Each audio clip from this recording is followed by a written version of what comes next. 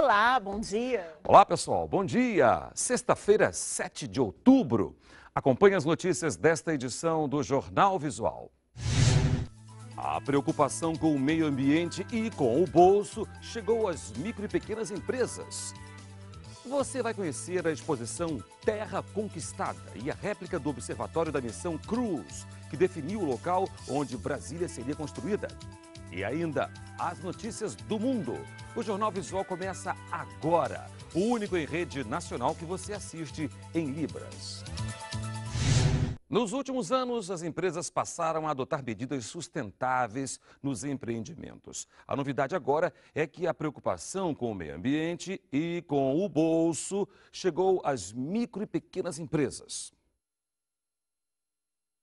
Neste bar, tudo foi pensado. A irrigação do jardim vertical, com 6 metros de altura e 1.300 mudas, é feita por um sistema automático. 45 litros de água utilizados por dia são armazenados da chuva. Todo o mobiliário é feito com madeira certificada.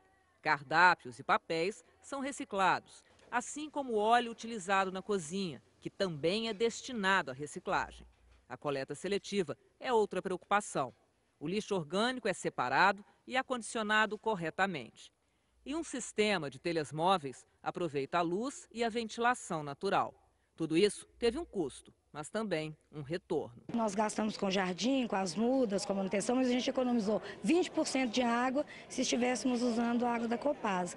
E fora o tanto que o ambiente fica agradável, fresquinho. Investimentos em sustentabilidade não são mais exclusividade de grandes empresas. Uma pesquisa divulgada pelo Sebrae aponta que entre 61% e 80% de micros e pequenos empresários já demonstram preocupação com o desenvolvimento de ações sustentáveis. Uma empresa que consegue ter práticas sustentáveis e ao mesmo tempo transmitir para o mercado que ela hoje já adota essas práticas, efetivamente ela vai ter condições de competir, né, de forma mais agradável e com certeza isso tudo reflete na questão do lucro. O resultado econômico tem muito a ver com a questão da prática sustentável. E olha só, mais de 100 mil pessoas no país ficaram doentes por ingerir alimentos contaminados, segundo o Ministério da Saúde. A manipulação correta do que nós ingerimos e cuidados simples podem evitar graves problemas de saúde. Em laboratório é fácil encontrar fungos e bactérias em alimentos guardados em nossas despensas ou geladeiras. O que a gente mais tem impacto na saúde seria a salmonela, né? A salmonela, ela pode causar uma diarreia intensa, vai levando o indivíduo para a desidratação. A velha tábua de madeira de cortar carne deve ser substituída por outra de vidro. Facas e colheres devem ser lavadas toda vez que entrarem em contato com alimentos, principalmente quando eles não estão cozidos. Alimentos folhosos merecem uma atenção toda especial. Lavar as frutas, os legumes, as verduras primeiro e depois preparar 1 litro de água e deixar em 10 ml de solução de água sanitária sem cheiro. A higienização correta dos alimentos interfere diretamente na qualidade de vida, principalmente de crianças e idosos. Por ou não terem o sistema imunológico totalmente formado ou por ter esse sistema imunológico mais deficiente, então eles são grupos de risco sendo acometidos com uma maior facilidade. E para quem aproveita aquele molho de tomate ou até mesmo o pão com algumas manchas de mofo, não sabe o perigo que está correndo. Porque esses fungos, eles podem crescer e produzir toxinas. Então, na verdade, você está correndo o risco de estar consumindo essas toxinas, que em primeira instância pode não causar mal, mas elas são acumuladas no organismo, podendo também levar ao câncer. Veja agora as notícias do mundo. O mundo perdeu esta semana um de seus grandes inovadores, o americano Steve Jobs. Fundador da Apple, Jobs ajudou a popularizar os computadores pessoais, além de revolucionar a tecnologia e os costumes da nossa época, com produtos como o iPod, o iPhone e o iPad. Ele morreu aos 56 anos, vítima de um tipo raro de câncer no pâncreas. No mundo todo, admiradores prestaram homenagens. Na Grécia, a polícia reprimiu com violência manifestantes que protestavam contra o novo pacote de austeridade fiscal. Para evitar o risco de calote de dívidas, o governo anunciou cortes no orçamento, que incluem redução de salários e a demissão de milhares de servidores. A Grécia está no centro de uma crise financeira que atinge toda a Europa. O casamento de uma das mulheres mais ricas do mundo dividiu opiniões na Espanha. A duquesa de Alba, de 85 anos, ignorou as críticas, inclusive as da própria família, e selou a união com um plebeu 24 anos mais jovem. Foi o terceiro casamento dela, que antes ficou viúva por 2 vezes. Depois da cerimônia, a duquesa foi simpática e ensaiou passos de dança. A fortuna da aristocrata é estimada em mais de 8 bilhões de reais.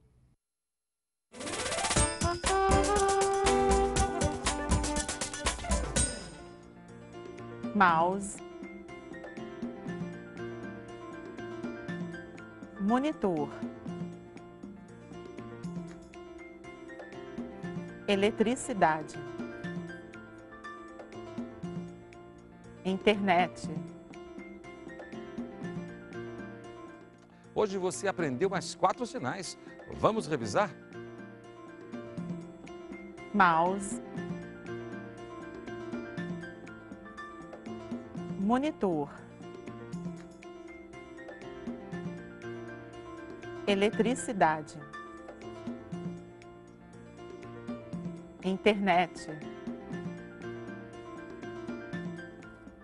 Brasília já tem 51 anos de história, ou melhor, de vida, porque a história da capital do país começa bem antes da inauguração do novo centro do poder, Cláudia. Pois é, Davi, antes mesmo do século XX. Em 1892, a missão Cruz estudou e definiu o local exato onde Brasília seria construída. E a história dessa expedição até a construção da capital do país está aberta ao público em uma exposição. A ideia de construir Brasília não surgiu de repente. Logo após a proclamação da República, em 1889, a primeira Constituição já determinava que uma área de 14.400 km² no Planalto Central seria reservada para a construção da futura capital do país.